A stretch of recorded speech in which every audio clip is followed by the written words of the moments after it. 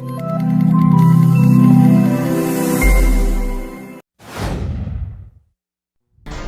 जनता party 2/3 बहुमत के साथ उत्तराखंड में सत्ता वापसी कर एक नया इतिहास रच दिया। साथ ही एक बार फिर कांग्रेस को पछाड़ दिया है। कल के नतीजों के बाद कांग्रेस के वरिष्ठ नेता हरीश रावत के दांव फीके हो गए हैं। इसी बीच हरीश रावत की पहली प्रतिक्रिया सामने आई है, जिसमें हरीश रावत ने कहा कि बहुत प्रयासों के बाद भी हम उत्तराखंड की जनता का विश्वास नहीं जीत पाए। साथ ही हरीश रावत ने कहा कि कांग्रेस से जीते विधायकों को शुभकामनाएं।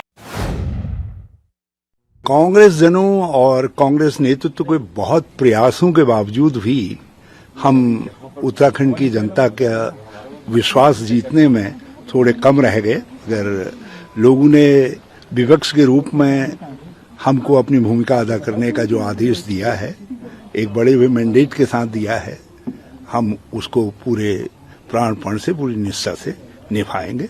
और मैं सभी अपने नवनिर्वाचित विधायक गणों को, जिसमें कांग्रेस के विधायक गण हमारे सम्मिलित हैं, उन सबको बहुत बधाई देता हूं।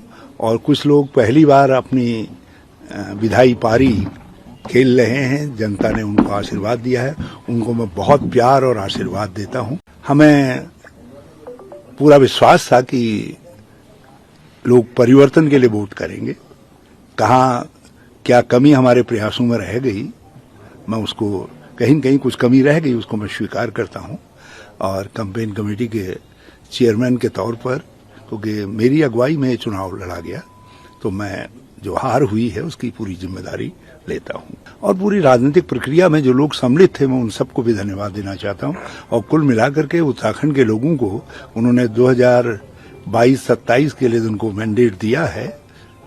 मैं उम्मीद करता हूं कि ये मैंडेट जो है पहले से बेहतर साबित हो, क्योंकि पहला मेरा मानना है कि 2017 से जो 22 तक की सरकार रही, वो बिल्कुल निखट्टू सरकार रही।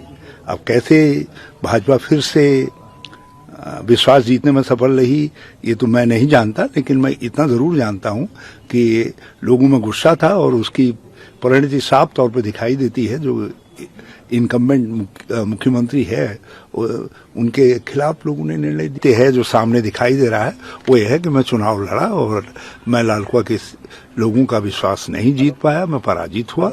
मैं लालकुआ के लोगों को बहुत अल्पकाल में उन्होंने इतना स्नेह दिया, उसके लिए बहुत धन्यवाद देता हूं। मैं अपनी पुत्री सहित कांग्रेस के सभी विधायकगणों को जो इस चुनौतीपूर्ण चुनाव में विजयी हुए, उनको बहुत बधाई देती। बड़ी महंगाई के बावजूद भी यदि ये मैंडेट जनता का मैंडेट है, तो फिर लोक कल्याण की क्या परिभाषा है, जन कल्याण की क्या परिभाषा है, और आम जन के हित की क्या परिभाषा है, सामाजिक न्याय की क्या परिभाषा है।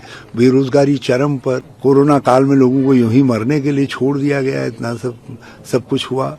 और इधर महंगाई दिन प्रतिदिन बढ़ती जा रही है और उसके थमने के आज भी कोई आसार नहीं दिखाई दे रहे।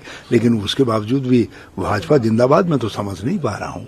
और 55 साल मैंने सामाजिक जीवन को दिए हैं और मेरे लिए ये परिणाम जो है आश्चर्यजनक है। और इस महंगाई के बावजूद भाजपा का जीतना मेरे लिए आश्चर्यजनक भी है, और एक लोकतंत्र के सेवक के तौर पर मुझे आघात भी लगा है। मुझे बड़ी चुभन हुई है कि इस तरीके का मैंडेट कैसे आया। देखिए, कांग्रेस ने मुझको बहुत कुछ दिया, आज भी मैं कांग्रेस के बहुत महत्वपूर्ण पदों पर हूं, लेकिन ये सब के बावजूद भी मैं चाहूंगा कि कांग्रेस यदि मुझे आदेश देगी और अनुमति देगी, तो मैं अब एक बूथ कमेटी और न्याय पंचायत कांग्रेस कमेटी के अध्यक्ष के तौर पर अपनी पारी नई सिरे से शुरू करना चाहूंगा, ग्रास रूट लेवल पर काम करना चाहूंगा। क्योंकि अब मैं शीर्ष स्तर पर बहुत काम कर चुका, तो मैं चाहता हूं कहीं कहीं फिर अपनी जड़ों को खोजें, आखिर कहाँ हमसे गलती हुई।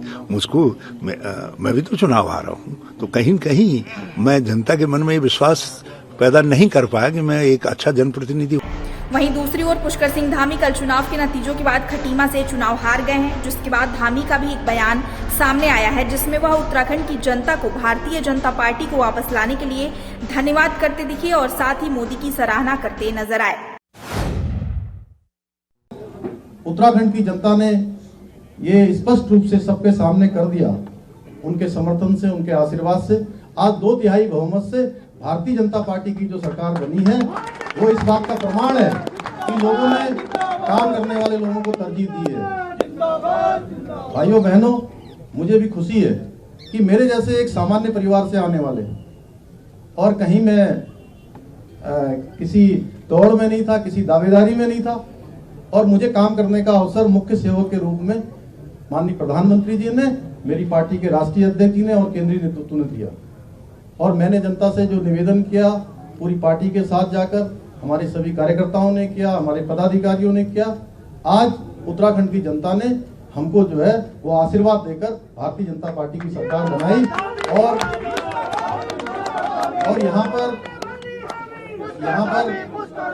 लगातार मिथक था कि एक बार भाजपा आती है, एक बार कांग्रेस आती है, और मैं हमेशा ये कहता था कि मोदी जी के देश के प्रधानमंत्री बनने के बाद सारे मिथक टूट रहे हैं, सारे मिथक टूटते गए हैं, नए इतिहास बनते चले गए हैं, और आज उत्तराखंड के अंदर नया इतिहास बन गया है। Bureau report, nation live.